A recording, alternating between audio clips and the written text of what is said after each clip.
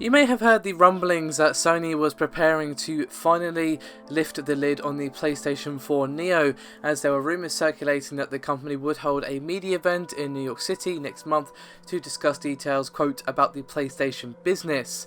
Now, the presentation itself is set for 3 PM ET on September the 7th at the PlayStation Theatre, which, if you wanted to know, is at Times Square, but it will also be live streamed as well. And this did seem to line up with reports from both Gameblog and Vice Gaming, who said that the company was set to announce the brand new iteration of the PlayStation 4 next month. And now we have an update from Sony that is indeed the case, that the company will be live streaming and holding the PlayStation meeting, and said, quote, "We'll provide more information as we get closer." So this basically means that it's pretty damn unlikely that the Neo is coming out this year. Of course, there were various reports that said that. I don't think that's what's going to happen if they're not even announcing it until September the 7th. That gives people very little time. So it's probably going to be more a next year release, whether that's going to be mid next year or holiday next year, like the Project Scorpio Xbox One. We just don't know, but I would be very surprised if it's this year. Either way, though, we're finally going to know how much it is. You know, maybe what it looks like, I don't know, but a rough release window. Maybe we'll even get the specs. We'll just have to wait and see, but we're not going to have to wait that long, thankfully. After months of speculation, we're finally going to find out what the Neo actually is. Now, I've got some comments here from the developer of No Man's Sky, or more specifically, the Hello Games director, Sean Murray.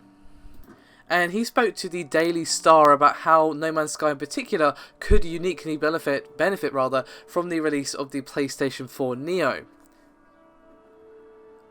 And he said, quote, "If you play another game, and if they do a remaster of that game, what they will do is up-res the textures and things like that. That's because the base geometry, the base shape of the world, the way of playing is like totally lost, basically. Hundreds of people have worked on it for thousands of hours to create what you see. For our game, No Man's Sky, it's procedurally generated, so more powerful hardware doesn't just mean upgraded textures or a higher frame rate, it means we can fundamentally change the experience. You can have, and you can see this from our patch notes, we're able to change huge things in the universe because we have complete control. With more powerful hardware, we can have more trees, more leaves on those trees. The density of immersion of worlds or new types of worlds could exist. It's a really fun thing to think about. It's a really fun thing to think about what impact more powerful hardware could have on our games and tech in the future."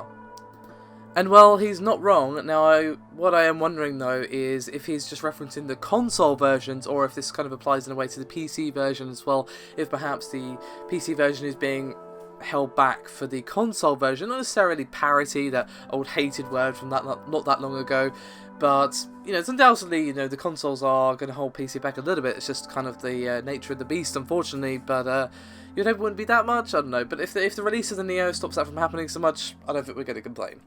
I'd love to hear your thoughts as always though, guys. I'd love to hear what you think we should expect from Sony in September, and the comments from Sean Murray there about No Man's Sky. And as always, thank you guys for watching, and do remember to like and subscribe, it does help out a great deal. I'll see you next time.